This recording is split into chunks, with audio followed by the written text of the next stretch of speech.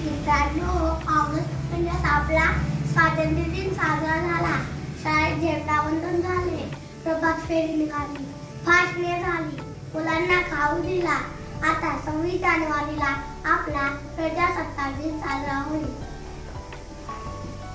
दिनू, तुला कसे रे कळते कोणत्या दिवशी काय साजरे होणार आहे, कोणत्या दिवशी सुट्टी आहे?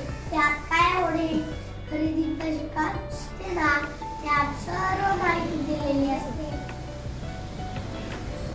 काय काय माहिती असते दिनदर्शिके? दिनदर्शिकेत वर्ष, महिने, वार आणि दिनांक दिलेले असतात.